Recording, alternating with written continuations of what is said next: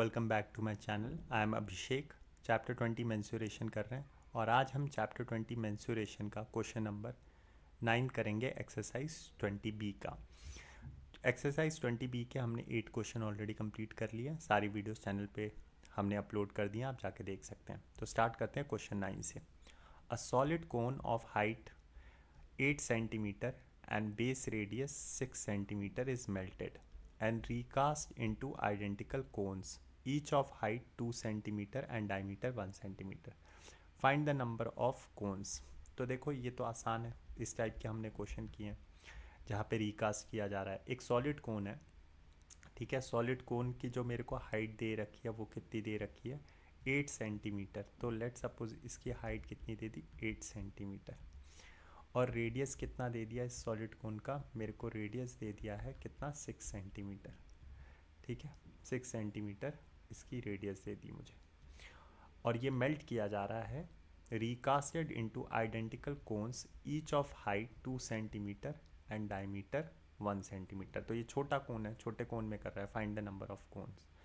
तो जो छोटा वाला कोन है उसकी हाइट मैंने मान ली कितनी, 2 सेंटीमीटर, और डायमीटर कितना है इसका, 1 सेंटीमीटर। तो डायमीटर रेडियस कितना आ जाएगा, 1/2 सेंटीमीटर।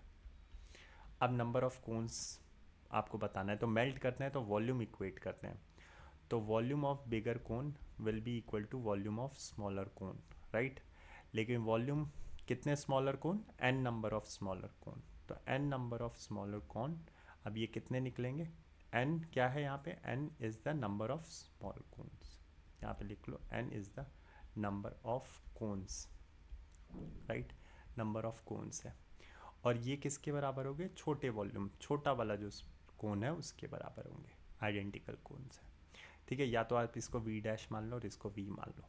अब देखो यहाँ पे क्या हो जाएगा, पाई आर स्क्वायर एच, ठीक है, multiplied by n into pi R square H.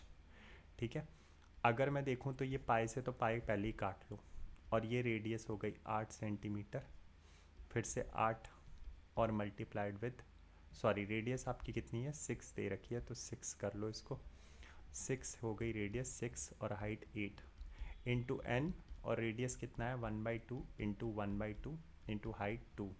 तो ये 2 से 2 कट गया और ये 2 उधर चला गया मल्टीप्लाई होने, तो ये हो गया 12 इंटू कितना हो जाएगा ये,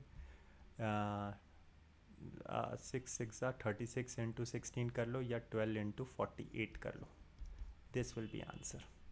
देखो अब 12 इंटू 50 कर लो, 12 इंटू 50 कितना होता है, 600।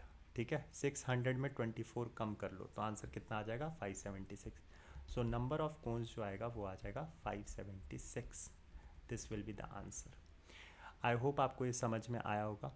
Thank you and have a nice day. Do take care of yourself. Bye.